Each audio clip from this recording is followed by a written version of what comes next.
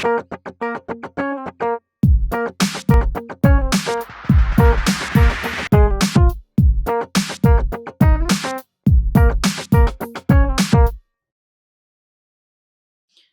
Show का girls के लिए, ऑलवेज गर्ल्स कैन। Okay. सो उसका इनाम था 5 लाख रुपए। तो उन्होंने कहा कि why don't you go for it, you know. तो मैंने वो ऑडिशन दे दिया और फिर मैं सेलेक्ट हो गई। कोई 13 लड़कियां 80 में से सेलेक्ट हुई थी पाकिस्तान में से। 80 में से 13 लड़कियां। इतना काम करके और इतनी ज़िंदगी गुजार के, और आप ही हैं वो जो कि मी टू पे काम कर रहे हैं और इसके बारे में you are spokesperson for that, और आपके साथ ऐसा हुआ। मांझा जो होता है वो शीशे के उससे बनता है, और सद्दी जो होती है सिंपल डोरी होती है वाइट कलर की। मांझा डिफरेंट कलर्स में होता है जो कि चरखी पे मिलता है। ओके। जी, वो राइटर थी और वो नावल लिखती थी बिल्कुल हमारे सामने। घर में शादियां चल रही हैं, कजन्स आए हुए हैं और ढोलकियां चल रही हैं और वो बैठ के कोने में अपने नावल लिख रही हैं बैठ के। लट्टू पे जो डोरी बनती है उसको क्या कहते हैं आपको? नहीं पता। उसको जाली कहते हैं। यस या तो उस वक्त ना सुबह मुझे बस वो फ्लैशबैक्स याद हैं कि ट्रेन गुजरती लोकल थी, ट्रेन उसको लोकल कहते- ट्रेन्स गुजरती थी। कि 2 लड़कियों का एक्सीडेंट हुआ था वहाँ, बुशरा जैदी और एक और लड़की थी कहाँ? कॉलेज की।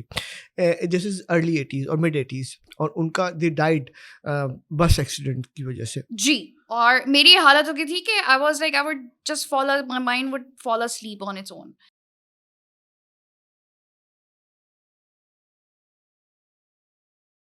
अस्सलाम वालेकुम। वो बातें तेरी चैनल से नवीद फारूकी का आदाब। मैं आज हाजिर अपनी podcast series Gen X to Gen Z के सिलसिले में with an amazing guest. She is an artist, she is a curator, और she has a lot to share today. वो अपना तारुफ खुद कराएंगी। इससे पहले कि मैं कुछ और बोलूं, मिलिए महरीन हाशमी से। आप सबको मेरी तरफ से भी आदाब। आज बहुत मज़ा आने वाला है क्योंकि हम लोग बहुत अच्छी सी गपशप लगाएंगे वो बातें तेरी में। जी महरीन, बहुत अच्छी सी गपशप लगाएंगे, बल्कि आज हम आपकी सफ़र के बारे में will talk about your journey, your life, your struggle, your battles, your achievement and everything else that you have to share in relation with Gen X to Gen Z, bridging the whole generations जो कि इतने अरसे से इतनी दहाइयों पे मुश्तमिल है। तो महरीन, अपने बारे में कुछ बताइए, अपना तारुफ कराइए। Who is Mehreen Hashmi? हमारे व्यूअर्स को बताइए आप क्यों आई हैं यहाँ पर और कौन है आप? मेहरीन हाशमी एक्चुअली अभी तक फिगर आउट कर रहा है कि वो है कौन। कर रहा है या कर रही है? कर रही है, एक इंसान बेसिकली। सो कुछ दोस्त हैं मेरे जो मुझे प्यार से पागल औरत कहते हैं। कुछ लोग कहते हैं कि यू नो ये तो कुछ भी कर, you know, you are so crazy, you can just do anything. Some knows me as you know rebel for doing the work that I have done. कुछ लोग कहते हैं कि रिस्क टेकर है। अब मैं बहुत सिंपल सा इंसान हूँ जो ज़िंदगी को नेविगेट कर रहा है बेसिकली, कि अच्छे से एक सुकून की ज़िंदगी आप कैसे गुजार सकते हैं। सो बस उसी पे बहुत सारी कॉम्प्लिकेशंस हैं। कॉम्प्लिकेशंस और सिंपल सा इंसान, दो बातें आपने बड़ी इंटरेस्टिंग की, लेकिन मुझे दोनों चीज़ें आपके साथ जुड़ती हुई लगती नहीं है। मेरे ख्याल से तो आप सिंपली बड़ी ज़बरदस्त इंटरेस्टिंग इंसान लगती हैं, और जो आपका माशाल्लाह से गेटअप भी है, that is also out of the box, very interesting. And I must say that you have your own character, I would say, and very interesting one, and a mystery that you carry with you. So please don't don't be so humble. Yeah. I've been called these two things a lot: mysterious and character and interesting or get up. So I don't know क्या होता गया वक्त के साथ साथ, बस गुजरते गए तो अब यहाँ तक ये हुलिया हो गया है। तो लेट्स सी आगे कहाँ पे पहुँचता है। तो क्या ये स्टार्ट वो कुर्ता पजामा से हुआ था? कुर्ता और जीन से हुआ था। कुर्ता और जीन से क्योंकि था। अम्मी जो है वो अगर घर में कभी शादी पे मुझे पहनाए जाते थे लहंगे गरारे, तो मुझसे नहीं पहने जाते थे और चुपते थे, और शलवार कमीज तो मुझे कभी समझ ही नहीं आए। सो मेरा एक अपना ही एक होता था कि मैं चूड़ीदार पहनूंगी, ठीक है। फिर तो मतलब चीज़ें इवॉल्व होती गई। हम लोग तो काफ़ी 80s के किड, 90s चल रहा था, तो जीन्स थी, तो जीन्स पे कुर्तियाँ, T shirt, you know, mix and match. एक ज़माने में कोटी चलना शुरू हुई थी बहुत पहले। सिंधी वाली कोटी, डिफरेंट तरह की कोटियाँ, सिंधी। बलोची सिंधी। तो वो मैंने ना अपनी बटन डाउन्स पे और टी शर्ट्स पे मैंने वो भी ट्राई करके देखा कि वो अच्छा, ये तो अच्छा Were you a मुझे चल रहा tomboy? है। No, but I was never into gender roles. Okay. I grew up with brothers, तो लट्टू भी चलाया, पतंग भी उड़ाई, जिसपे काफ़ी घर में एक डिस्कशन होती थी ना कि मेहरीन को क्या सिखाया मेहरीन जाए। आपको पता है, मुझे बताया, आपने कहा लट्टू चलाया, लट्टू पे जो डोरी बनती है उसको क्या कहते हैं आपको? नहीं पता। उसको जाली कहते हैं। जाली? जी, क्यों अभी आई तक? डोंट, हाँ, उसको नाम जाली है बस वो। ओके, हाँ, okay, just for your information and enlightening the old things, या ओके। हाँ, थैंक तो you for letting me know, because मुझे हम तो रस्सी कहते थे और वो हाँ, रस्सी भाई ने चलाना और सिखा दिया और लट्टू पतंग के पे। मैचेस भी होते थे, आपको पता है ना? वो लट्टू नहीं, आपस में लड़ते थे, लट्टू हाथ पे भी ले लेते थे लट्टू। उस और आप तरह। कौन-सा गेम खेली थी? दूसरा कौन-सा खेला था आप? पतंग उड़ाना। ओके, मगर ये मुझे आई मीन उस वक़्त भी इतनी आज़ादी तो नहीं थी कि मैं बाहर जाके मैचेस लड़ूँ। मगर घर में ही जो कि घर में ही आपने लट्टू चला लिया, पतंग भी चला ली इस तरह से। सो मुझे गुड़ियों से सख्त चिढ़ थी। ओके, तो पतंग पे फिर बात करते हैं हमारे व्यूअर्स को। आपको पता है पतंग के ऊपर जो डोरी बनती है एक ट्रायंगल सी, जी, जी। उसको क्या कहते हैं? उसको कहते हैं मांझा? नहीं, मांझा तो डोरी होती है। 2 किस्म की डोरी होती है, एक मांझा और एक सद्दी। मांझा ओके। जो होता है वो ये आप लोगों के लिए सब आगाही है। मांझा जो होता है वो शीशे के उससे बनता है, और सद्दी जो होती है सिंपल डोरी होती है व्हाइट कलर की। मांझा डिफरेंट कलर्स में होता है, जो कि चरखी पे मिलता है, और उसको पंजाब की साइड पे पिन्ना भी कहते हैं। ओके। और उसके अंदर जो पतंग के अंदर जो ट्रायंगल पहले वो जो बनाते हैं, जिसको उसको कहते हैं कन्ने बाँधना। उसके कन्ने बनते हैं, ओके, फिर डोरी उसके ओके, साथ ओके, लगती ओके, है। ओके। जी, और पतंग को जब उड़ाने के लिए दूसरा बंदा उसको ऊपर करता है, उसको धुड़काई कहते हैं।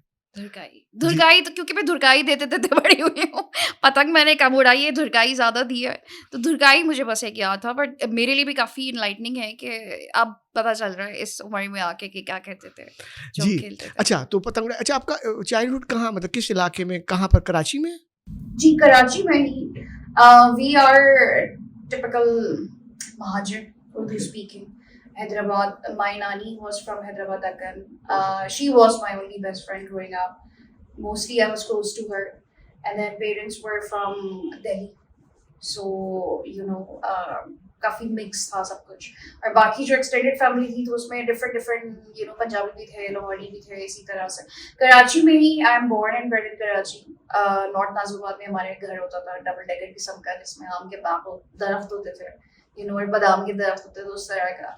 तो आप ने बताया नॉर्थ नाज़िमाबाद में, किस जगह पर नॉर्थ नाज़िमाबाद में रहती थी? हैदरी की तरफ. हैदरी की तरफ। और आप हैदरी में ही आपका उठना बैठना, वो स्कूल भी जी, वहीं था हाँ. आपका? मेरा स्कूल्स वहाँ पे डिफरेंट थे. आप प्ले स्कूल पहले जाते हैं, तो मुझे वो याद है कि हम जब जाते थे सुबह स्कूल, तो ट्रेन गुजरती थी उस एरिया में. जी, वो जो पुल के नीचे से भी जाती थी। यस, या तो उस वक़्त ना सुबह से मुझे बस वो फ्लैशबैक्स याद हैं कि ट्रेन गुज़रती लोकल थी, ट्रेन उसको लोकल ट्रेन्स गुज़रती थी. सो इस तरह का था, बट मेरी जो आवारागर्दी जो होती थी वो ये होती थी कि मैं बस पकड़ती थी अपने एरिया से और मैं जाती थी बोल्टन मार्केट, सदर, और क्या कहते हैं, बस घूमती रहती थी. That is your school, being in no, school. No, no, no, just for exploring के ओके। मतलब कॉलेज से निकले नहीं, तो और बट कहाँ ये जाएँ? दिस इज़ योर, जब आप स्कूल में थी उस वक़्त की बात बता रही हैं? नो, उस वक़्त तो मैं निकल ही नहीं सकती थी ना बाहर. अच्छा। आई वाज़ अ किड. ओके, एक सेकंड. जब ट्रेन गुज़रती थी तो दैट वाज़ प्ले ग्रुप. पर देन स्कूल उधर ही था, करीब में ही था, अज़ीम चिल्ड्रंस वगैरह था. बट देन उसके बाद जब इंडस वैली शुरू हुआ ना, और जब कॉलेज तो शुरू हुआ. अज़ीम चिल्ड्रन से आप वहाँ गई, Indus college, college, college, college. College कौन सा था सर आपका? Syed.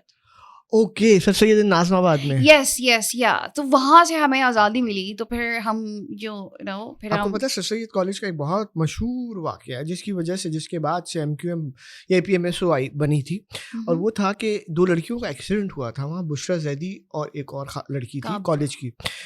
This is early 80s और मिड 80s, और उनका दे डाइड बस एक्सीडेंट की वजह से रोड पे, सर सैयद के कॉलेज के बिल्कुल सामने। और उसके बाद बहुत राइट्स हुए थे कराची में, हंगामे हुए थे, ये महाजिरों के और अदर और एनी एवरीबडी एल्स। अच्छा, एक मतलब बिकॉज़ मेरी इतनी ज़्यादा उस वक़्त की मेमोरीज़ नहीं है. हम सुनते थे कि my mother used to tell us कि जो है एक दफ़ा हमारे घर पे हमला हुआ था. तो आई was a baby that time. और इस तरह का था कि घर में बस ये लोग बैठे हुए थे, और मैंने सिर्फ़ कहानियाँ सुनी हैं, और पठानों और महाजिरों और पख्तून का कुछ उन दिनों जी, जी, हंगामे जी, हुए जी, जी, थे, और जी। फिर जो है मतलब यहाँ से बम निकल रहे हैं और पता नहीं क्या-क्या हो रहा है. बस जस्ट सॉ फिर उसके बाद सुबह हुई तो my father took us. I was a baby and I have an older brother. So तो वो फिर हमें लेके किसी और जगह पे नानी के घर गए और फिर उसका पता नहीं, आई डोंट नो। तो शुरू से घर में माहौल पढ़ाई का था यानी कि? हाँ, बहुत ज़्यादा। बहुत या ज़्यादा। भाई लाइक ने वी आपकी हैड, क्या पढ़ाई की? मेरे भाई ने ही did business like regular degree. Okay, okay, we don't talk. Okay. या अच्छा, तो आप फिर इंडस चली गई। या मैं इंडस चली गई फिर। सो इंडस में सॉरी, आप किस ईयर में गई होंगी इंडस में? मैं गई थी 2005। ओके। 2005, यस। फिर जो है इंडस में मैं ऐसे गई थी कि मेरे फादर ने कहा कि ये तो मतलब सबसे पहले सबको पता था कि मैं आर्टिस्ट बनूंगी। तो एक होता है ना कि पैसे कैसे कमाऊंगी, क्या करूँगी, तो मैंने कहा कि जी मैं टेक्सटाइल में एडमिशन ले लूँगी। उन्होंने कहा ठीक है। तो मैं गई और मैंने फाइन आर्ट में ही एडमिशन ले लिया और मुझे मिल भी गया, because I used to sketch and I was an artsy kid. So then I studied, did my thesis, graduated. तो घर पर आके मैंने बताया, मैंने कहा मैं फाइन आर्ट्स में हूँ, तो टेक्सटाइल में कुछ भी नहीं है। तो आई मीन मतलब पढ़ाई का और एक्सप्लोर करने का, I had this exposure and this foundation from my father's family, because फुप्पो पढ़ती थी। She I mean my one of my पप्पा is used to write for Pakeezah digest. Okay. जी, वो राइटर थी और वो नावल लिखती थी बिल्कुल हमारे सामने। घर में शादियां चल रही हैं, कजन्स आए हुए हैं और ढोलकियां चल रही हैं और वो बैठ के कोने में अपने नावल लिख रही हैं बैठ के, और पूरे पूरे और लंबे लंबे। तो मुझे तो अफसाने। अलाउड, अफसाने लिख रही हैं, और मुझे तो खैर अलाउड नहीं था डाइजेस्ट पढ़ना, मगर मैं अम्मी पढ़ती थी। फिर उसके बाद नानी वॉज इंस्टीट्यूट, बिकॉज वो पाकिस्तान जब वो माइग्रेट हुई तो वो ऑर्फन थी। फिर उनकी शादी के किस्से कि उस ज़माने में किस तरह से उन्होंने अपने भाइयों को पाला, नाना का बिजनेस संभाला। She was 24 and she was a window. तो उनसे मेरी काफ़ी ट्रॉमा बॉन्डिंग या काफ़ी कनेक्शन उनसे था। तो वो खाना पकाते हुए मुझे सिर्फ बता रही होती थी ये वाले किस्से और कहानियाँ, और ऐसे होता था और ऐसे करना चाहिए ज़िंदगी में। तो वो उनकी बातें हैं कि जो मुझे अभी तक याद आती हैं। वैसे जो था एक्सपोज़र मेरा, मतलब पढ़ाई की वजह से कुछ घर में किताबें होती थी, हम लोग रिव्यूज़ एक्चुअली करते थे हॉलीवुड मूवीज़। उस वक़्त चैनल्स होते थे, तो हमारे घर में बॉलीवुड देखने की इजाज़त नहीं थी। आइटम सॉन्ग्स और वो सब बिल्कुल अलाउड नहीं था, वो मैंने बड़े होके देखे हैं। सो बट जो सारे जैसे कुछ मूवीज़ ऐसे हैं कि जो मैंने अपने फादर के साथ देखी और फिर मैंने बड़े होके देखी, क्योंकि मुझे उस वक़्त मैं बच्ची थी तो मुझे कॉन्सेप्ट समझ में नहीं आया। फिर बड़े होके समझ में आया कि अब जैसे वेस्ट वर्ल्ड एक मूवी थी क्रिश्चियन बेल की उस ज़माने में, और फिर उसके बाद जब शो आया तो फिर मैंने दोबारा देखी कि व्हाट वाज़ इट अबाउट। वो समझाते रहते थे मुझे कि इसमें ये हो रहा है और रोबोट्स हैं, और फिर वाज़ इन स्टॉक एक्सचेंज। तो वो मुझे समझाते रहते थे, जो मुझे समझ में कुछ नहीं आता था क्योंकि मैं बच्ची थी, मगर एक इंटरेस्ट था, एक that was our only connection in the house. So I picked on the good things like food, खाना बहुत मैं अभी तक मिस करती हूँ अपने घर का खाना, कि अगर दाल चावल भी हैं तो इस पे बात होगी कि वो हैदराबादी स्टाइल में बनेगा या वो दिल्ली वाला स्टाइल में बनेगा, कि उसके साथ पापड़ होंगे, दाल खट्टी होगी, या फिर उसके बाद सिर्फ रेगुलर दाल होगी। तो ये food was the biggest highlight of the day basically, and everybody can cook. तो मेहरीन, आप मेरा जो इन्फॉर्मेशन है, जब आप इंडस गई तो और आपने कहा फाइन आर्ट्स पढ़ा, तो मेरे 2 सवाल हैं कि एक तो फाइन आर्ट्स काफ़ी महँगा एक पढ़ाई है, उसमें बड़ा खर्चा कराते हैं कॉलेज वाले, एक मतलब फ़ीस के अलावा। और दूसरा कि क्या आपने ये सारा कुछ किस तरह से, आपकी फैमिली ने आपको सपोर्ट किया या you managed yourself? How did you manage all along while you were studying at Indus? It was difficult because मैंने फिर सोच लिया था कि अब यही करना है। तो I mean it was a dysfunctional family. My mother was narcissistic, तो my father was going through, he was in a stock exchange, he was going through financial crisis, and he was not allowed to support me in any ways possible. So things, जैसे मैंने बताया, तो वैसे तो बहुत अच्छा माहौल था, मगर मेरे लिए ज़िंदगी जिसे कहते हैं ना अजीरन होती है, कि वो सारा जो कुछ फिजिकली इमोशनली अब्यूज़, बट मैं इंतज़ार कर रही होती थी कि आज मेरे साथ क्या होने, और सबको पता था मगर कोई कुछ कह ही नहीं सकता था।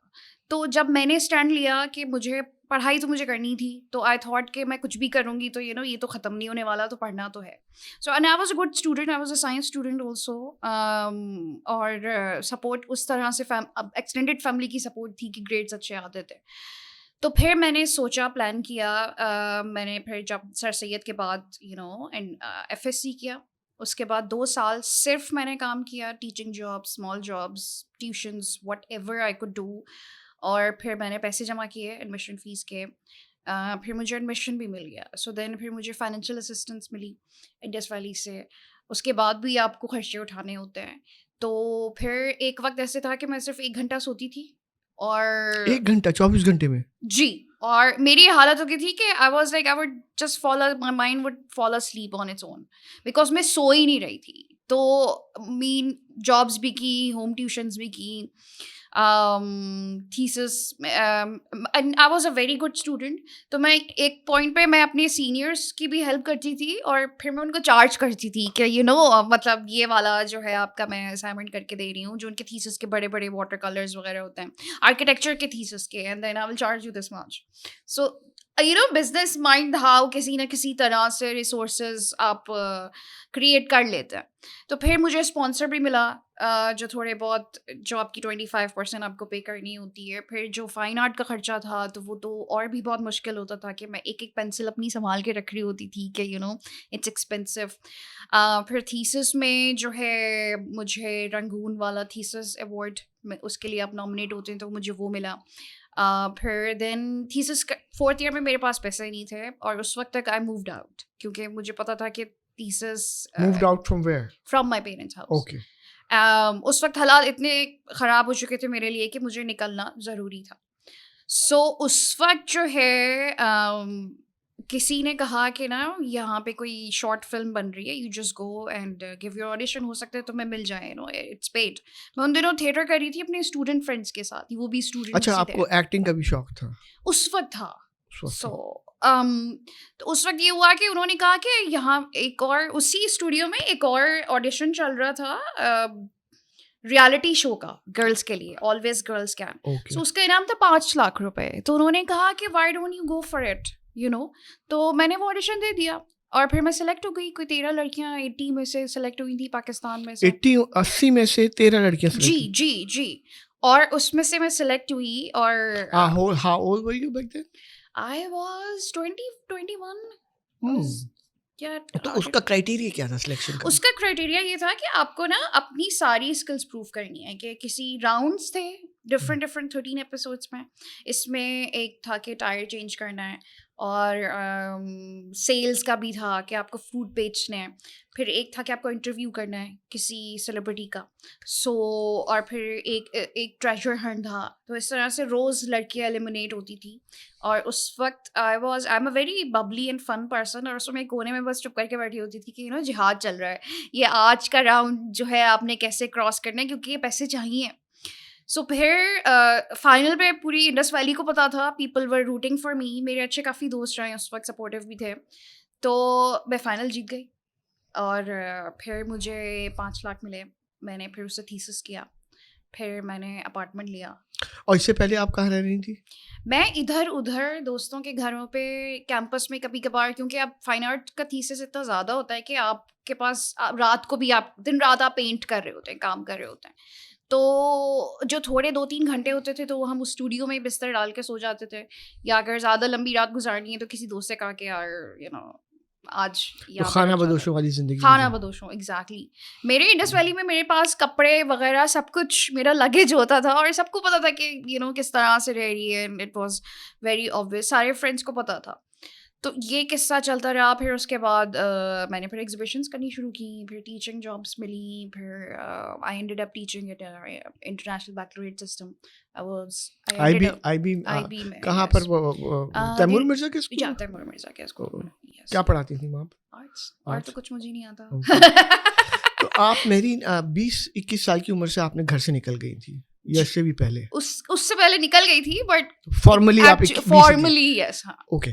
तो आपकी तो जर्नी बड़ी इंटरेस्टिंग और बड़ी बैटल या कहते हैं जिसको, काफ़ी आपको लड़ना पड़ा होगा, या स्ट्रगल करनी होगी, पड़ी होगी. तो मुश्किलात क्या क्या आई हैं उस ज़माने में? एक्सेप्टेंस. सोशल एक्सेप्टेंस, क्योंकि आप पैसे भी कमा लेते हैं, ठीक है। और जब आप 20s में होते हैं ना, तो आपको इतना कॉन्शियस भी नहीं होते, आप ख्वारी भी कर सकते हैं बचाने के लिए, क्योंकि एनर्जी होती है उस वक्त। मगर जो सोशल एक्सेप्टेंस होती है वो बहुत हर्ट करती है। और उस वक्त ज़ाहिर है मैं यंग थी, and I was like a very broken child with so much assaults since I was 4 years old, so I had developmental trauma, और ये मुझे पता नहीं था उस वक्त।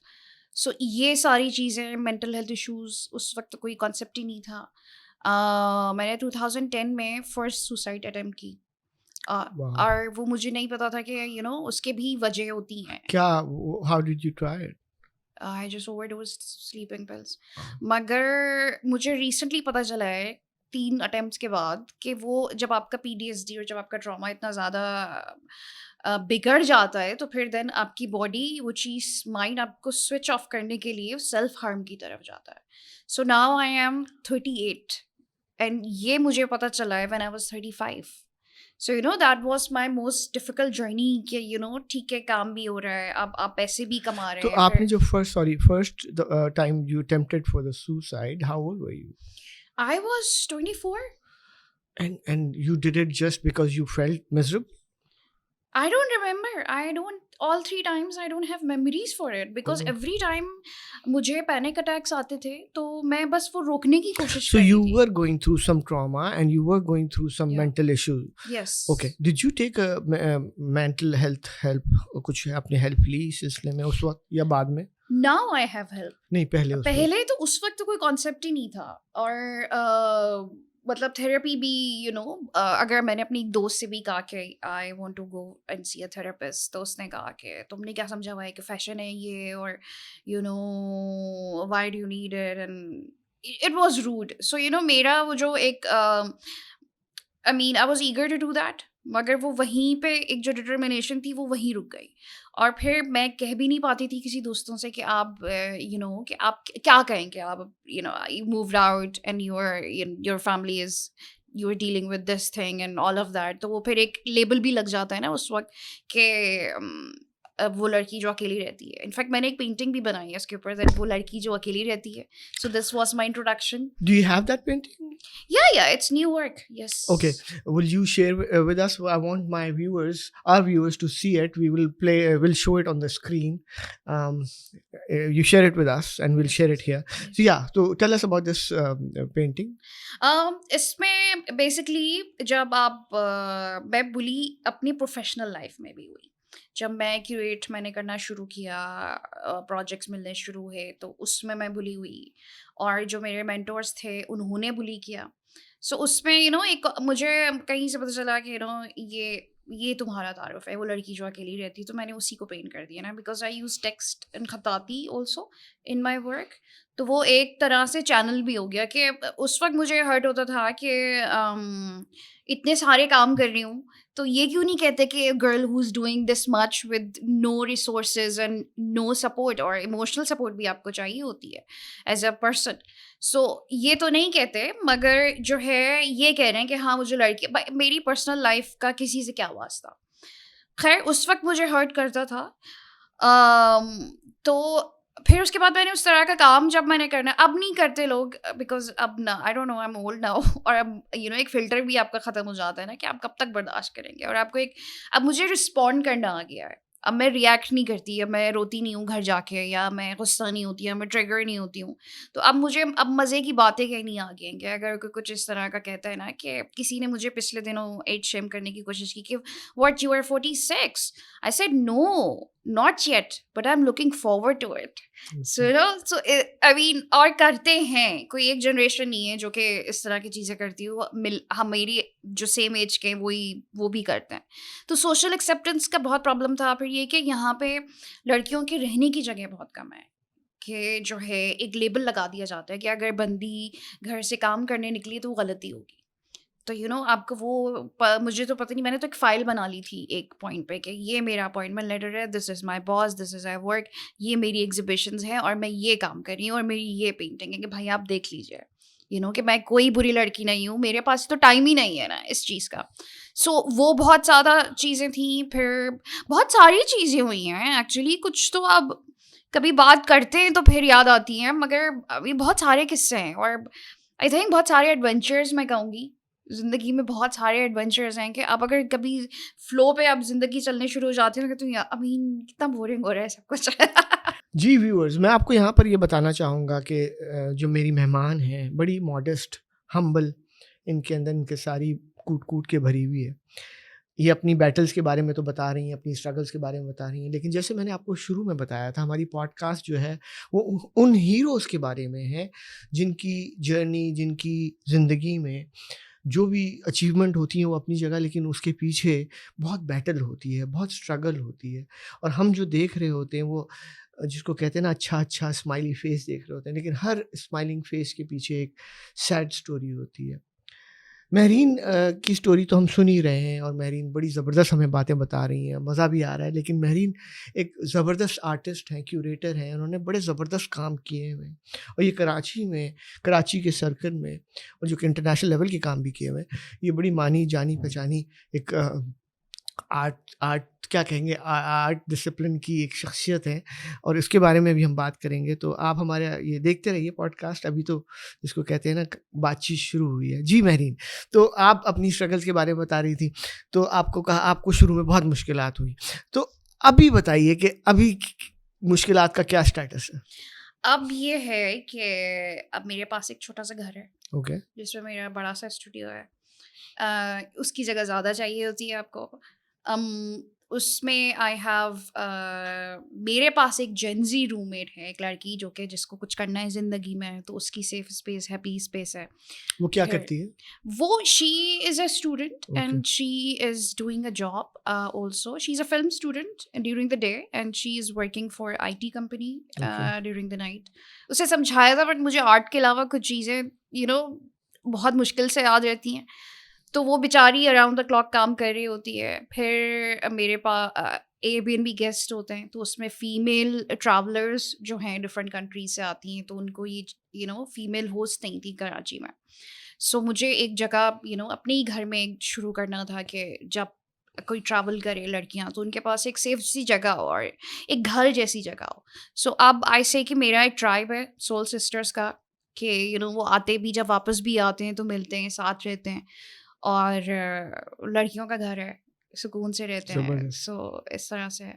आप अपनी काम के बारे में बताइए। आपने पास्ट 10-15 ईयर्स में क्या-क्या आपने किया? कितनी एग्ज़िबिशन्स की? कहाँ-कहाँ ट्रैवल किया? क्या-क्या क्यूरेट किया? um, काफ़ी एग्जीबिशंस किए हैं सिंस 2013। मैं इंटरनेशनली एग्जिबिट कर रही हूँ, अल्लाह का शुक्र है। और अभी मेरा सोलो शो आने वाला है जिसकी तैयारी है नवंबर में। इसके अलावा लास्ट सोलो ईयर शो के बारे में बताएँगी आप? solo show, yes. It's a visual diary of my struggles with PTSD because I had an attempt of assault in 2020. Yes, that was devastating कि आप इतना काम करके और इतनी ज़िंदगी गुजार के और आप ही हैं वो जो कि मी टू पे काम कर रहे हैं और इसके बारे में you are spokesperson for that, और आपके साथ ऐसा हुआ। सो कहाँ 2021 पर हुआ में था ये असॉल्ट? मेरे घर पे। ओके। और डिटेल्स में मैं अभी भी इतना रेडी नहीं हूँ जाने के लिए, बट वो वही था कि मैं कोलैप्स हुई, मेरा प्रोजेक्ट चल रहा था, मैंने सेल्फ मेडिकेशन की, आई टुक लेक्सोटिनल, पैनिक अटैक्स रुकने के लिए कोई एक मैंने ली और उसके बाद मैं 2 पत्ते खा गई और मुझे उसकी कोई मेमोरी नहीं है। बिकॉज़ जब आप अकेले होते हैं ना, तो ये सबसे बड़ा मुश्किल मरहला ये होता है कि कोई और अगर होता इतने सालों में, तो ख़्याल रखने वाला या किसी को नज़र आ रहा होता, तो बट आप खुद ही काम कर रहे हैं, बिल्स भी पे कर रहे हैं, आप हॉस्पिटल भी खुद ही लेके जा रहे हैं। सो ये सारी चीज़ें ऑफ़ कोर्स इट्स डिफ़िकल्ट। फिर मैंने रियलाइज़ करना शुरू किया कि आपकी भी अपनी लिमिटेशंस होती हैं, हेल्प चाहिए होती है। तो उसमें ये हुआ और वो मैं इस हालत में थी कि मैंने 7 दिन से कुछ नहीं खाया हुआ था और पानी भी उस दौरान मैंने पीने की कोशिश की होगी और वो उसकी ग्लास के टुकड़े पड़े थे। सो सिर्फ 3-4 ही दोस्तों को पता था, क्योंकि मैं दोस्त का बहुत कम रखती हूँ, क्लोज फ्रेंड्स मेरे बहुत कम होते हैं। और उसमें से वो जो एक इंसान है, जब मेरे फादर की डेथ हुई 2018 में, तो उनसे इसलिए दोस्ती हो गई क्योंकि मुझे वो फादर जैसे लगते थे और उनको पता थी ये बात। और वो भी आर्टिस्ट ही हैं, आई मीन उनकी बेटी है अपनी, नाम लेने के लिए मैं अभी तैयार नहीं हूँ, मगर मैं लूँगी। Okay, और that's काम fair मैं enough. प्रोड्यूस कर रही हूँ, यस। सो उस हाल में ये हुआ ना, तो फिर जब मैं उठी, मतलब उसके बाद मुझे हाई फीवर था, मैं उस हाल में थी कि मेरी टी शर्ट पे अगर मैंने कुछ खाने की कोशिश की होगी तो वो खाना गिरा हुआ था, और I didn't brush my teeth for 7 days, so my gums were bleeding, and toothpaste मैंने कुछ दांत साफ करने की कोशिश की, वो टी शर्ट पे था, और मैं बिल्कुल पेल थी, और मुझे अभी तक 3 साल हो गए हैं, आई एम स्टिल रिकवरिंग, कि ये चौथा असॉल्ट था मेरी ज़िंदगी का, और इस इंसान को मेरी सारी हिस्ट्री पता है, कि मुझे अब आई डोंट नो कि ये सवाल का जवाब कब मिलेगा, कि आप इस हालत में, आप ट्रस्टेड दोस्त, एक बंदी आपको कहती है, बाप की जगह पे रखती है, रिस्पेक्ट देती है, और आप इस हालत में आप ये सोच रहे हैं, आपने ये नहीं सोचा कि इसने पानी नहीं पिया हुआ, ग्लास टूटा हुआ है, कुछ खाने को ले जाऊं, अकेली है इतने दिनों से, कुछ नहीं पता इसका क्या हो रहा है, किस किस्म का इंसान है वो। सो मेरी एक सीरीज है कॉल्ड गलीज इंसान,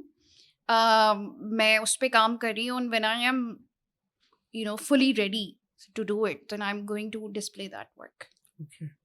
So ये coming back to your exhibition in November, you were telling us about it. Yes, so 2021 में मेरा नर्वस ब्रेकडाउन हुआ, बट काम मैं करती रही, आई डिड वीडियो इंस्टॉलेशंस उसी काम के दौरान, बिकॉज मेरी जनरल मूवमेंट रुक गई थी, लाइक ब्रेन फॉग इतनी ज़्यादा एंजाइटी से हो गई थी कि आई कुड नॉट, लाइक ये पानी है ना, तो ये मुझे नहीं समझ में आता था कि पानी कैसे पीते हैं। सो एक इंसान जो इतना एक्टिव हो और फिर वो 1 महीना बिस्तर पे रहे, सो उसमें 2-3 दोस्त निकले, 2-3 लड़कियां निकली, उन्होंने कहा कि तुमने क्यों नहीं बताया, तो वो आती थी घर पे और जस्ट विजिट करने के, तुम ठीक हो, इस तरह से जेनजी के लोग थे, दोस्त थे ये मेरे। So then I was home housebound for 6 months। फिर उसके बाद मैंने दोबारा से अपनी ज़िंदगी शुरू की। तो ये जो सारी 2-3 साल में जो कुछ भी हुआ है, नर्वस ब्रेकडाउन और सब कुछ, ये उसकी विजुअल डायरी है, ये पूरे सारे स्टेजेस हैं, because now I have PTSD, और वो इतना सिवियर था कि अगर कोई दोस्त भी करीब आता था ना, तो मैं पुश कर देती थी, और I would no, I mean I was not able to meet my own friends basically. मुझे दोस्तों से डर लगता था, और बिल्कुल आइसोलेशन की एक जो ज़िंदगी होती है ना, बिल्कुल अकेले बैठे हुए हैं और डिप्रेशन अलग हो रहा है। सो वो 2021 में मैंने वो गुजारा। Now I am back, I am out and I am socialising and I am doing this solo show. So उसमें वीडियो इंस्टॉलेशंस हैं, और उसमें बहुत सारी पेंटिंग्स भी हैं। सारा उसमें आपका काम है? जी जी, सोलो में सारा और मेरा ये काम है। क्या कहते हैं, ये कहाँ पर हो रही है? ये हो रही है, there is gallery M cube, Kathmandu, Nepal. So Okay, it's a residency also. okay. So it's Is it a called, traveling exhibition? I don't know yet, No? I don't know, Okay. हो सकता है कहीं और, but it's called a girl who spoke gibberish. Okay. And कितने दिन की है? ये 2 हफ्तों की होगी इंशाल्लाह। और क्या डेट्स हैं इनकी? डेट्स तो नवंबर की हैं, मगर मेरा काम कंप्लीट नहीं है। so So you because will be traveling with it? yes, Are you yeah. excited? Very excited, very nervous, because it's like all my work is out there, और मैंने recently last week मैंने एक और piece शुरू कर लिया है, जिसकी वजह से पूरी सीरीज कंप्लीट नहीं है, बट लेट्स सी। अच्छा, तो ये तो आपकी एक सोलो एग्जीबिशन हो गई। आपने और क्या क्या क्यूरेट किया पाकिस्तान से बाहर और पाकिस्तान के अंदर? पाकिस्तान में Karachi art summit. Okay. It was a big thing, Karachi Art Summit. Yes. And that was in 2017? Yes, 2007. It was the most difficult project, which taught me most, basically. It was my first biggest project. I was so nervous, but thank God it went well. Magnitude wise कितने हैं उसमें? लोग थे, artist थे, क्या था? उसमें कोई 12 साइट्स थी हमारे पास, 12 पूरे sites in कराची Karachi, में। जी okay. जी। और फेयर हॉल तो होगा। फेयर हॉल तो था, और हमारे पास कादिर आज़म रेजिडेंसी भी थी। ओके। और वहाँ पे यूसुफ बशीर कुरैशी, उन्होंने जो है, उन्होंने परफॉर्मेंस की थी। ओके। सो उस दिन 23 मार्च भी उन डेट्स के दौरान आ रहा था, तो हमने उनको भी इनवाइट किया था। तो 23 मार्च को हमने पाकिस्तान डे उधर मनाया था। Okay. So that was a big honour for me. KU था, केयू के स्टूडेंट्स के काम था, फिर कुछ आर्टिस्ट बाहर के थे, कुछ यहाँ के जो एमिनेंट आर्टिस्ट हैं वो थे, वो बहुत स्ट्रेसफुल था, बट मैंने बहुत कुछ सीखा उससे। फिर मुझे कॉन्फिडेंस भी मिला कि ओके अच्छा मैं कर सकती हूँ क्योंकि उस वक्त तो मुझे नहीं पता था जब मेरे पास प्रोजेक्ट आया कि आई मीन अच्छा साइट्स भी लेनी है तो कैसे करना है, ये होगा कैसे, बट देन हो गया। फिर कबूतर मैंने अपना प्रोजेक्ट शुरू किया था, it was a cultural exchange जो इंशाल्लाह मैं रिवाइव करूँगी वो कुछ सालों में। हुआ नहीं हुआ? वो हो चुका है, एक हो चुका है, बट वो ट्रैवलिंग एग्जीबिशन है वो और क्या थी कबूतर, कब था? उसमें कबूतर था 2019 में। Okay. So it was an year long project और उसको ऑर्गेनाइज और स्पॉन्सर किया था वेस सिद्दीकी, मेरे बहुत अच्छे दोस्त होते हैं। ऑर्बिट एडवर्टाइजिंग ने पूरा ऑर्गेनाइज किया था मेरे साथ। सो उसमें हमने आर्टिस्ट बुलाए थे इटली एंड नेदरलैंड से, और उसमें काफ़ी सारी ऑर्गेनाइजेशंस थी, टर्किश ऑर्गेनाइजेशन, टर्की से भी एक आर्टिस्ट आई थी, और उन्होंने फिर आलियांज पर परफॉर्म किया था। सो ये ट्रैवलिंग शो था जो मैं लेके गई फिर इटली। um, इसमें पाकिस्तानी आर्टिस्ट का भी काम था। तो वहाँ पे जो मेयर हैं उनके साथ काफ़ी अच्छा रिस्पांस मिला और उन्होंने कहा कि फिर आगे जब जाएगा तो आप बताइएगा। तो उसके काफ़ी प्लान्स थे कि हम ट्रैवल करेंगे, और हमें फ्रांस में भी एक हम प्लान कर रहे थे और हमें टाइटल स्पॉन्सर भी मिल गया था, बट जिस हफ्ते वो हुआ उसी हफ्ते कोविड का लॉकडाउन शुरू हो गया। ओहो। सो अब जो है वो ज़ाहिर है सारे कबूतर घर बैठ गए उसके बाद। बट ये है कि वो मेरा बेबी प्रोजेक्ट है, एक तो मेरा अपना था, और फिर आर्टिस्ट यहाँ पे आना, पाकिस्तान में आ रहे हैं, यहाँ पे भरोसा कर रहे हैं, तो वो काफ़ी अच्छा actually it was a big achievement, that was an achievement for me कि कि कोई आप पे भरोसा करे बेसिकली, कि कोई आर्टिस्ट आपको काम दे रहे हैं। जैसे काफ़ी सारे बड़े आर्टिस्ट ने मेरे साथ काम किया, अमीन गुलजी हो गए, जमील बलूच हो गए, अब्दुल जब्बार गुल हैं। सो काफ़ी सारे लोग हैं जो कि मेरे मेंटोर्स भी थे, बट उन्होंने काम भी दिया और सपोर्ट भी किया। सो और भी काफ़ी लोग हैं जिनके नाम मुझे इस वक्त याद नहीं आ रहे। कोई बात नहीं, आप याद कर लीजिए। अच्छा, इसके अलावा आपने Beirut, Netherlands, Nepal, Germany and China, बिनाले and कहाँ-कहाँ अपनी दुनिया में आपने काम पहुँचाया और आपने काम किया? कौन-कौन सी अ, एग्ज़िबिशंस में? अच्छा, एक तो मेरा काम है ट्रैवल है एज़ अ क्यूरेटर, जिसमें ओके, मैं दूसरे आर्टिस्ट के काम बिल्कुल, लेके बिल्कुल। जाती थी। सो मेरा जो अपना काम था 2013 में पहला शो हुआ ऑस्ट्रेलिया में, फिर उसके बाद शोज़ मिलते गए। तो उसमें ग्लोबल विलेज होता है, उसमें बहुत सारे आर्टिस्ट होते हैं, कोई आई डोंट नो अराउंड 100 के करीब पूरी दुनिया से आर्टिस्ट होते हैं। उसमें मैं ट्रैवल नहीं कर सकी थी, बट मेरा काम ट्रैवल किया। फिर लंदन में एक शो था मॉडर्न पैनिक के नाम से, सो उसमें गया। फिर लास्ट ईयर बेरूत में मेरा काम लगा। आपका मीडियम क्या है? मेरा मीडियम है, वैसे मेजर मीडियम तो पेंटिंग है, but I do video and audio installations as well. Installation. Yes. Okay. अच्छा, तो आपने कराची बिनाले में नहीं कुछ आपका था? नहीं, कराची में, पाकिस्तान में people are reluctant about exhibiting my work. Do you think कि इसमें बहुत ज़्यादा वो है, यहाँ पर खींचातानी बहुत है कराची में, पाकिस्तान में? कोई अपनी-अपनी एक वो ग्रुप्स बने हुए हैं? लॉबीज बनी लॉबीज़, हुई हाँ। हैं। Yes, yes, yes. Why is it? I don't no, जबकि आप, आई मीन दुख की बात है कि आप लोगों ने ही मुझे ट्रेन किया है ना, मैं हुँ। आप ही की पैदावार, आप ही का बच्चा हूँ, और आप मेरी ही काम को रोक रहे हैं। तो आपको एक पॉइंट पे दुख भी होता है कि you respect these people as your mentors, as your teachers, आपने पढ़ाया, फिर आप आगे भी पढ़ने नहीं दे रहे। तो उनको ये मुझे जहाँ तक समझ में आता है, उनको बस ये लगता है कि बस जो भी जिसको हम तैयार कर रहे हैं ना, पढ़ा रहे हैं, तो वो बस हमारे परों के नीचे ही वो रहे, और वो अपने पर ना फैलाए और अपना कुछ ना करे, कुछ नया कुछ ना करे, बस हाँ हाँ जी जी करके उनके साथ काम करता रहे। तो I was already a rebel. मैंने कहा मैंने अपनी फीस रात को काम करके और इसीलिए थोड़ी अपनी स्टडीज़ अफोर्ड की थी कि मैं किसी और के पैरों के नीचे जी जी हाँ हाँ करके काम करती रहूँ। तो आई सेड नो। तो बहुत कुछ हुआ बहुत कहानियाँ हैं, I don't want to go in details because still they are my mentors.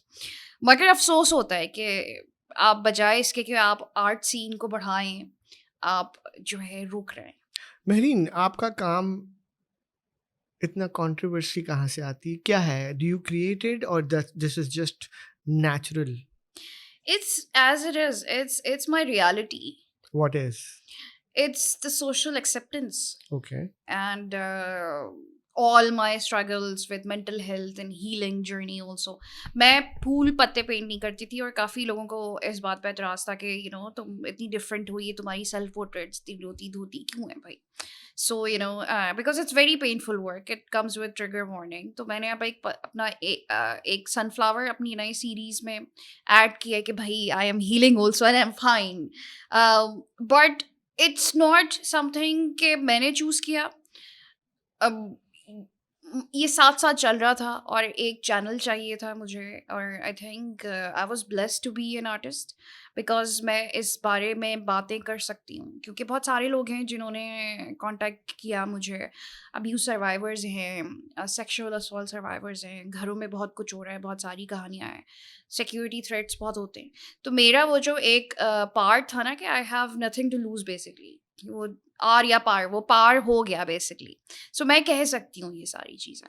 और उसका एक और आर्ट एक्टिविज्म की भी कैटेगरी आती है कि for me painting is not a landscape. I do enjoy landscape, looking at it and everything, but when I'm painting I want to say. So जो reaction जो मुझे लोगों का मिलता है, अच्छा या बुरा और जैसा भी, intense भी होता है कभी कभार, it gives me energy to produce more work.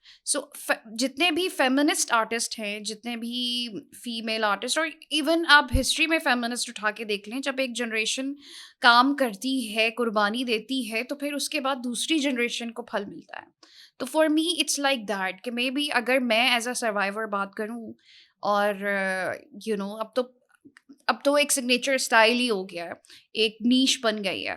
मगर अगर मैं इस बारे में बात करूं तो हो सकता है कि कल को कोई और बच्ची या बच्चा इस चीज़ से बच जाए और किसी और के साथ ये ना हो, या हो सकता है कोई और सर्वाइवर अपने लिए स्टैंड ले ले. क्योंकि लिटरली यू वोंट बिलीव, मेरे पास आदमियों तक की मेल्स आती है. मेरे अपने मेल फ्रेंड्स हैं काफ़ी सारे सोशल सर्कल में, जिनको मैं और आप जानते हैं, और वो मेरे पास आए हैं कि with tears in their eyes, Maheen, I have never talked about this to anyone.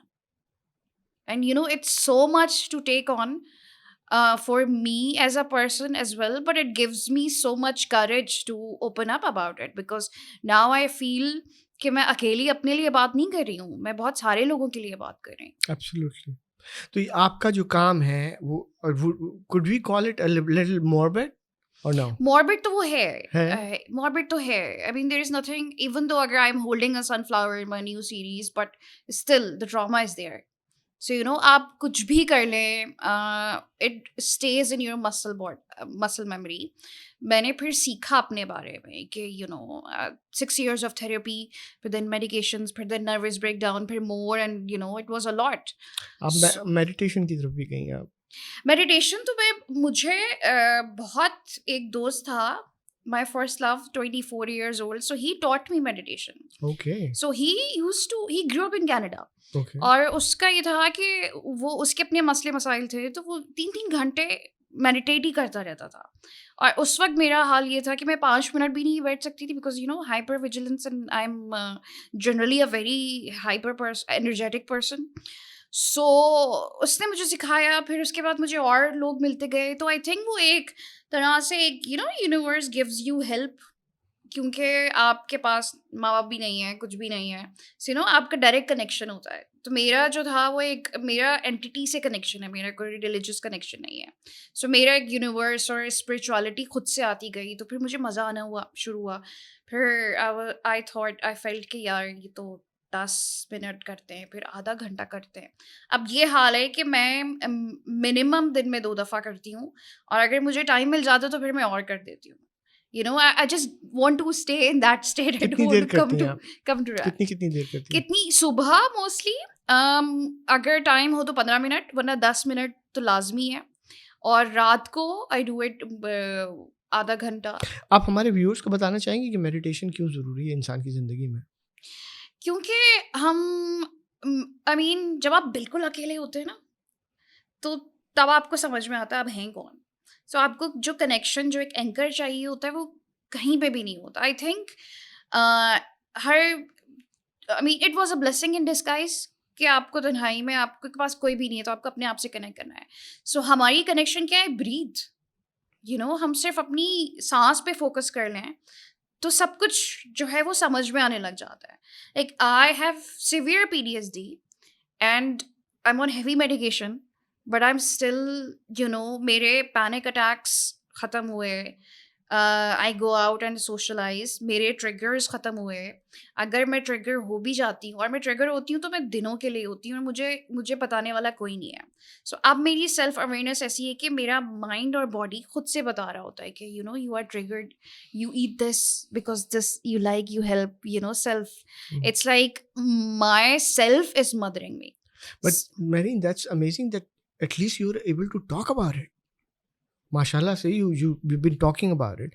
Yes, and you, the way you were talking about it, that shows the courage and also the power and the positivity, that this is so much enlightenment and information for others who might be suffering, who might not be, they might be in the closet, they might not bring it out in the open because हमारे यहाँ तो ये taboo है बताना. लोग तो कहते हैं पागल है, दीवाना है. So this is great that you're talking about it and there's no shame in it. There's no shame and thank you so much for that. But I believe कि जितने लोग मुझे अपने जर्नी में मिले ना, जिनको नज़र आ रहा था कि मेरे साथ क्या क्या हो रहा है, और and I was a very close person कि मैं किसी को नहीं बताती थी कि मेरे साथ क्या हो रहा है. आई mean my father died, I was sitting having coffee with my friend. She was visiting from New York and मैं कह ही नहीं पाई कि मेरे साथ ये, क्योंकि एक टैबू भी था कि सब कुछ अच्छा होना चाहिए, तुमने घर छोड़ा है. तो बहुत सारे लोग जो मिले और फिर उसके बाद मुझे अप्रोच करते गए कि जब मैंने अपनी मेंटल हेल्थ के बारे में कहना शुरू किया तो एक ज़माने में मुझे नहीं आता था कि कैसे बात करनी है और कम्युनिकेट कैसे करना है और अपने क्लोज फ्रेंड्स को कैसे बताना है कि because it's when you have one mental disorder, it's not one, there is BPD, and PTSD gives you BPD, bipolar disorder, sleep apnea, schizophrenia, and all of that. So एक point पे तो 3 दफ़ा suicide की, नहीं मरे, तो फिर सोचा कि अब जिंदा रहना है, तो अब कैसे जिंदा रहना है, तो फिर मैंने एक्सेप्ट कर लिया. वरना मेरे एंगर इश्यूज थे, ये हमेशा से नहीं था, ये अब हुआ है. सो एंगर इश्यूज थे. एंगर इश्यूज में कभी किसी को पिटाई की किसी की? नहीं, मारा नहीं है किसी को अभी तक. किसी को मारा तो नहीं, अगर किसी को मारा हो तो please I am sorry, but नहीं, आई डोंट सेल्फ डिफेंस किया है बट कुट नहीं लगाई. अच्छा, कुट नहीं लगाई. नहीं. बट मैरीन, अपने बारे में ये बताइए, अवार्ड्स भी तो बड़े जीते आपने, वो भी तो बताइए हमारे व्यूअर्स को. क्या क्या अवार्ड जीते, क्या क्या तीर मारे आपने? अवार्ड्स मुझे आर्ट कितने सारे, प्रिंस क्लॉस मोबिलिटी फंड मिल चुका है. जरा आहिस्ता आहिस्ता बताएं प्लीज. हाँ. सो अवार्ड्स मुझे प्रिंस क्लॉस मोबिलिटी फंड मिला था 2017 में. It's a Dutch organisation. Okay, Dutch organisation. मेरी एग्जीबिशन थी नेदरलैंड्स में, तो उन्होंने मेरा टिकट उस वक्त वो लोग ऑफर कर रहे थे, तो they were paying tickets to artist who are exhibiting. So फिर मैंने पूरा यूरोप ट्रिप किया उसके बाद, एग्जीबिशन के बाद. दाऊद ग्लोबल फाउंडेशन की तरफ से मिला. तारा दाऊद ने दिया आपको? जी, आर्ट कमेंडेशन. वो आई थिंक मुझसे शुरू हुआ था. अच्छा. या अमीन गुलजी ने मुझे नॉमिनेट किया था और फिर वहाँ से मुझे मिला था जब पहला जो अवार्ड सेरेमनी इनकी हुई थी. फिर मुझे मिला millennial of inspiration 2000 I think. उसमें कोई 5 लोग थे, हम मिलेनियल्स थे. अच्छा, और कौन से अवार्ड मिले आपको? और इसी तरह के कबूतर पे मिला था, कबूतर प्रोजेक्ट पे मिला था, अल्फा टीवी का अवार्ड था. सो इस तरह से थोड़े बहुत. आपको कोई लक्स अवार्ड नहीं मिला? नहीं. जो आपने साबुन के झाग निकाले. I would love to attend the ceremony. It's so glamorous. Yeah. So but let's talk about Gen X to Gen Z. Though you're a millennial, but still you have this streak, or you're at the cusp, not the cusp, but almost the borderline of Gen X. Regardless, Gen X हो या Gen millennial हो या Gen Z हो, मुझे ये बताइए Mehreen, when we were growing up, there were no internet, there was no technology, nothing, there was one TV channel. How did you manage to survive back then, and how you managed to survive now with the all emerging technologies and the times that we are living in? And I think that we are lucky that we have seen the chat GPT era. Yes. So आप बताइए. I think I love being part of this evolution. क्योंकि आपको याद होगा एक ज़माने में हम डेस्कटॉप पे कनेक्ट करके इंटरनेट मॉडेम MSN रिंग और फिर अम्मी को कॉल करनी होती थी तो इंटरनेट डिस्कनेक्ट करो। तो उस ज़माने से मेरा मेरा आई थिंक टीनेज था वो 13-14 आई वाज ऑर्कुट पे प्रोफाइल बनाया and I was into technology. तो फिर फेसबुक पे बनाया, फिर इंस्टाग्राम आया, फिर यूट्यूब। अब तो आई मीन अब तो हर जगह ही सब कुछ सारे बिजनेसेस हो रहे हैं। So it was amazing to evolve from that part to here, because उस वक्त जो आपके चैलेंजेस होते थे, गूगल नहीं था, आप घर में इंसाइक्लोपीडिया होता था, हम डिक्शनरी खोलते थे हर चीज़ के लिए, सेल फोन्स नहीं थे, फ़ोन एक होता था। और आई मिस द टाइम कि एक प्राइवेसी भी होती थी कि अगर आपको दोस्त को फ़ोन करनी है चुप करके तो आप वो तार निकाल के फ़ोन का और बाथरूम में जाके ना सब सो रहे हैं तो फिर आप एक फ़ोन घुमा रहे हैं। सो वो एक छोटी छोटी चीज़ें हैं जो कि याद आती हैं, क्योंकि उस वक्त एक कनेक्शन भी था कि क्वालिटी कनेक्शन था। आप ख़त लिखते थे या पोस्ट कार्ड्स में बनाती थी सो अब ये है कि वो चीज़ मैनुअल जो लव जिसे कहते हैं हम, वो अब नहीं है कि हम ई कार्ड भेज देते हैं। अब आई डोंट थिंक कि कोई कार्ड भेजता है, अब तो जिफ भेजते हैं या मीम्स भेजते हैं, लोग तो फॉरवर्ड कर रहे होते हैं। तो अब ये है कि अब मैं बहुत ही रेगुलर हूँ मीम्स भेजने में अपने दोस्तों को। तो सारी मीम्स का मुझे पता होता है कि ये वाला joke. So you think that we have done well, हमारी generation ने, in order to survive or be at par with generation Z या generation Alpha जो कि अब 12-13 साल के बच्चे हैं? Yes. I think we have seen a lot. We have been through a lot. क्योंकि आसान नहीं होता, आपके सामने इतनी सारी चीज़ें चेंज हो रही हैं कि एक टेलीफोन से सेल फोन आ रहा है और आप इवॉल्व भी कर रहे हैं। तो आई थिंक हमारी जनरेशन ने सबसे ज़्यादा सीखा है, क्योंकि हम फ़ोन लेके पैदा नहीं हुए थे। बिल्कुल। हमने बनते हुए और यहाँ तक इवॉल्व होते हुए देखा है, और हम लोग इवॉल्व हो भी गए ना कि हम जब हम एक ज़माने में हम प्लानर वगैरह सब कुछ अलग अलग होता था, और अब हमने फ़ोन पे भी करना सीख लिया।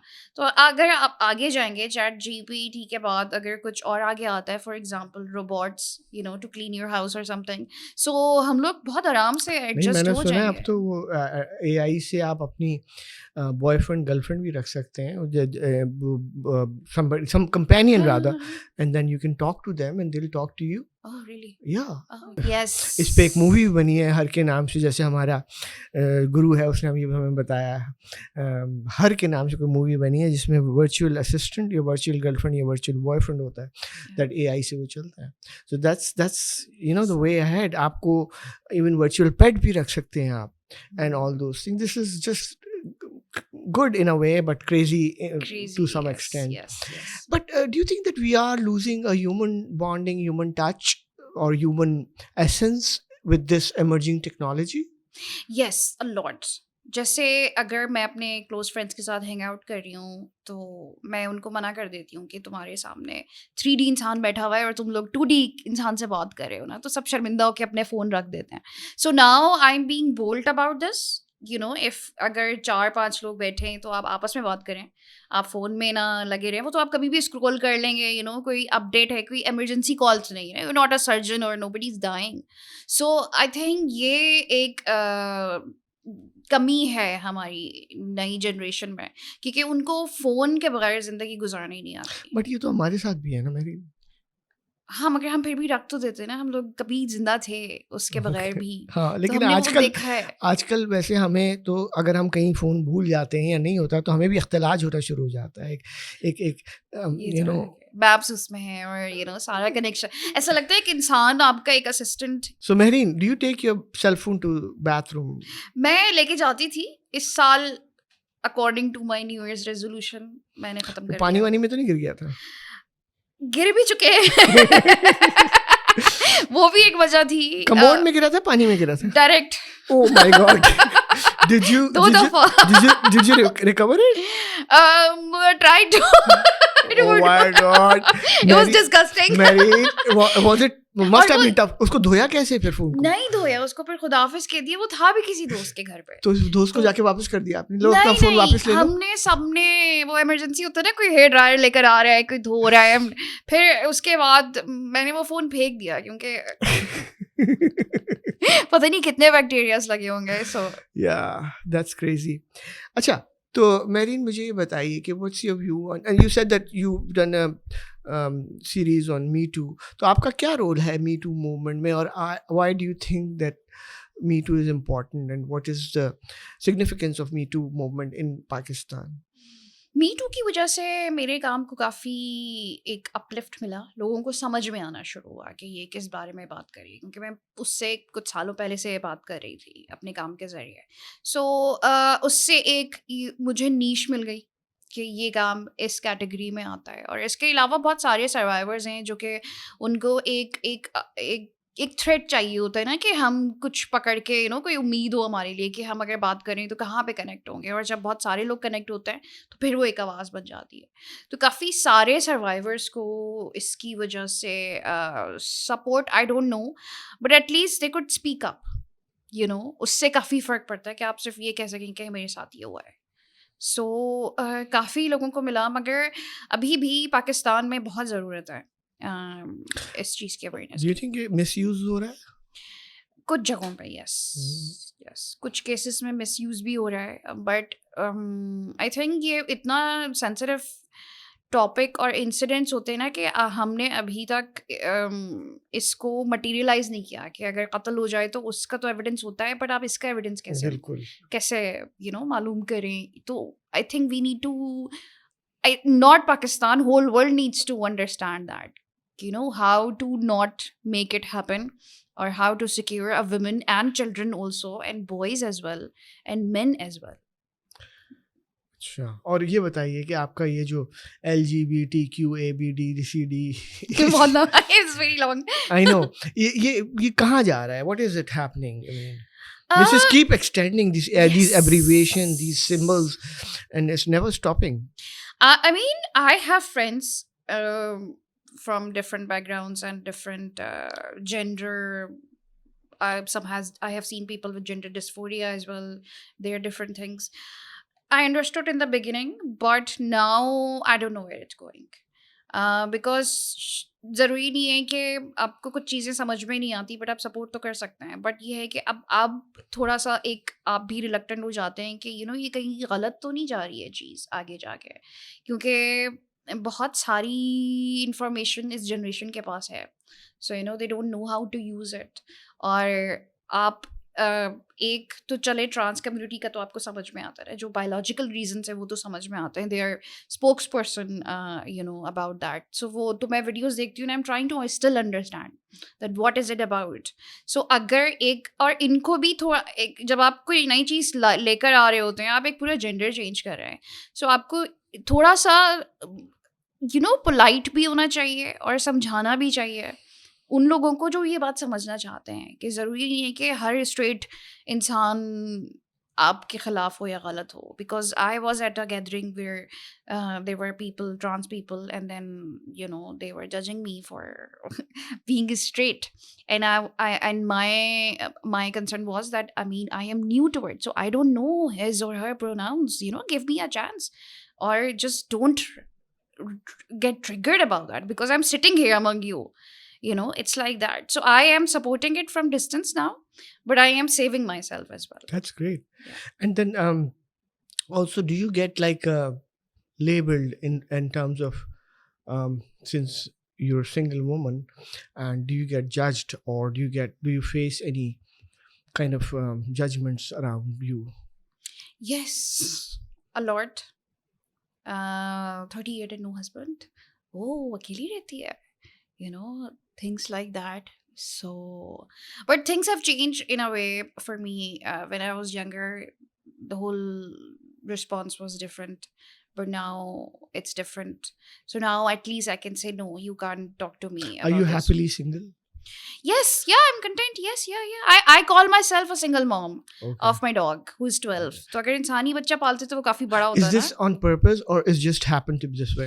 It didn't happen. I didn't find the right person. Or if you find the right person, you would go for it? Yes, but please मुझे DMs मत भेजिएगा because मेरा public profile भरा हुआ होता है. Oh really? जी, रिश्ते भी आ रहे होते हैं उधर. Oh my god. Yes. अच्छा, तो ये बताइए मुझे कि कितनी दफ़ा प्यार हुआ आपको? 3 दफा